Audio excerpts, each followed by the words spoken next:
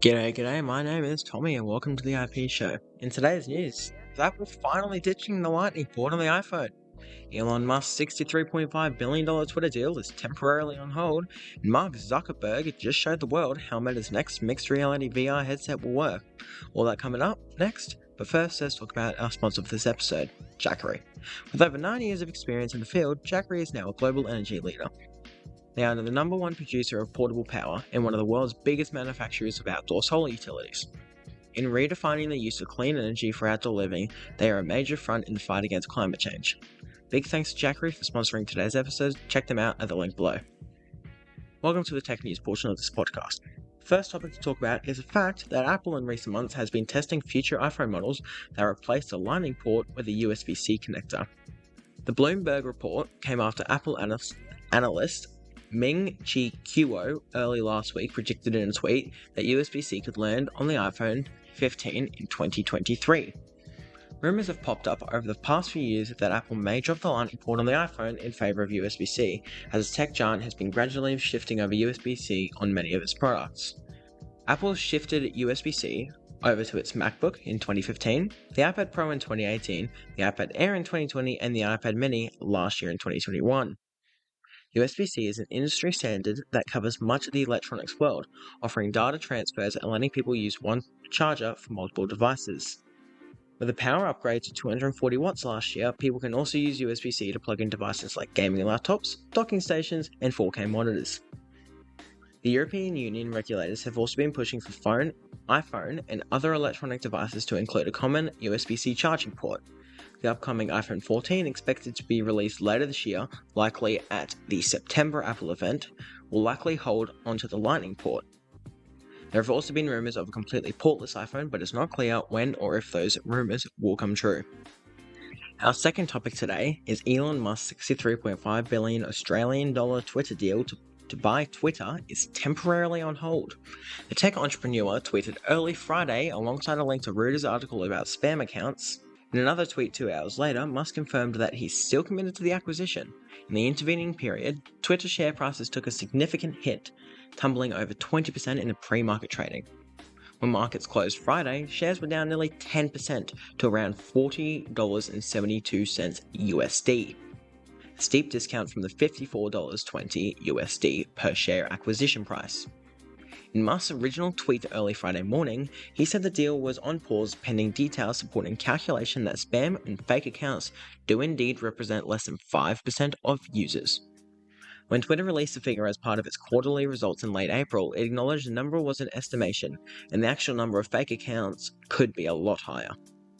Musk, who has almost 93 million followers, has been critical of Twitter's moderation policies, especially its inability to get a handle on the number of bots. One of his ideas to tackle the problem is to authenticate all human users of the platform. He also expressed his hope of relaxing Twitter rules to curb certain speech, a plan that includes reinstating the account of banned user and former US President Donald Trump. Musk's deal came together in a hurry, but under the agreed terms, if either Musk or Twitter walks away, they must pay the other party $1 billion in termination fees. However, the widening gap between the offer price and Twitter shares has led some investors to speculate whether Musk might seek a lower price, according to Reuters. The deal comes at a terrible time for Twitter. The company has struggled to expand both its user base and its ad sales as it competes with bigger social media companies. On Thursday, it announced the departure of 2 senior executives alongside a hiring freeze. And the next Meta VR headset after Quest 2 will be something called, for now, Project Cambria. It's a mixed reality-focused headset arriving sometime in 2022. Meta's CEO Mark Zuckerberg just demonstrated for the first time how it will work. Unlike AR headsets like the HoloLens 2 and the Magic Leap 2, which have a transparent lenses and layer semi-transparent holographic images on top, Meta Cambria is a VR headset that uses more advanced cameras to pass color video through and blend VR into the feed.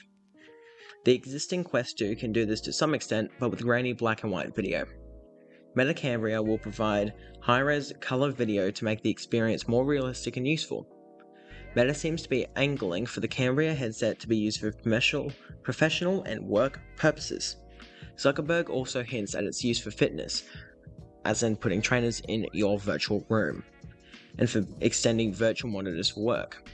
Zuckerberg also announced that a demo mixed reality app called The World Beyond will be available soon for the download on the Quest 2 app lab. Now to stock levels so far this week. This week we are focusing on Ubiquiti stock levels. Over the past 3 days, Ubiquiti has been releasing a lot of G4 doorbells. It is unclear why they have suddenly started doing this, but hopefully this could indicate the start of Ubiquiti maybe getting on top of this chip shortage a bit. Yesterday, Ubiquiti also released nearly 4,500 PoE injectors. This could definitely help for small house setups where a full switch isn't needed. They have also been particularly focused on releasing products in their Unified Protect lineup, even some early access cameras as well, so that's nice to see. Ubiquiti has also been releasing some stock of their new Wi-Fi 6 access points over the last week or so. There haven't really been many of their other product areas stock being released, which is annoying, but Ubiquiti probably just doesn't have a demand for it at this current time. Something surprising is the fact that most Unified Network products are in stock, apart from obviously the consoles. 3 out of the 4 Unified Talk products are in stock at the moment, and just about no Unified Access products are in stock at the moment, apart from the Access Hub, which is completely useless if not paired with the rest of their Access products. In this episode, we won't cover their ISP product lineup, but in next episode, we'll try to. Now, into some tech guides. For today's tech guide, I'll be teaching you how to set up a Unified Protect camera. First thing you want to do is purchase all the equipment you're going to need. Just a quick note, Ubiquiti Unified Protect is a closed ecosystem. That means other branded cameras will not work with Protect. The NVR or network video recorder also needs to be a Ubiquiti OS console unless you plan to set up in standalone mode and use something like Blue Iris or Synology Surveillance Station, which is not recommended. Now, to set up a fully functioning Unified Protect system, you're going to need a Unified Protect compatible console, The options are the CloudKey Gen 2 Plus, fairly inexpensive and small console, more aimed towards home or fairly small businesses. The Dream Machine Pro, which is a good all-in-one device. The Dream Machine SE, which is similar to the Dream Machine Pro, just special. Or a Unified Protect NVR or NVR Pro. You're also going to need 1 or more Unified Protect cameras, this is fairly obvious.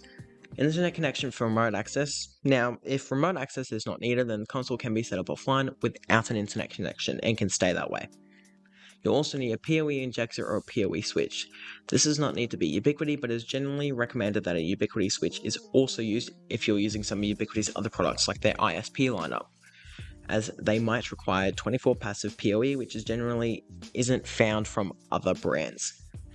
Now, once all this equipment is bought, then you'll need to connect everything together on your switch. If the PoE switch has been purchased, then plug all your equipment into the switch. If the PoE switch has not been bought, then plug everything into your non-PoE switch, and anything that requires PoE, put an injector between the connection. Then you're going to want to connect your computer directly to your switch and go to the IP address that your device takes. To figure this out, you're going to want to look at your setup guide from your Unify OS console. There should be something in the packaging. To follow the setup, then follow the setup prompts. Once your console is set up, you're then going to want to open Unified Protect. Once Protect is open, it should prompt you to set up your cameras. Once again, follow the setup process and give your camera a friendly name to remember. Once these setups are completed, your Unified Protect system is set up and ready to go. Thanks for listening in on this week's IP show. Come back on Thursday for another episode if you enjoyed.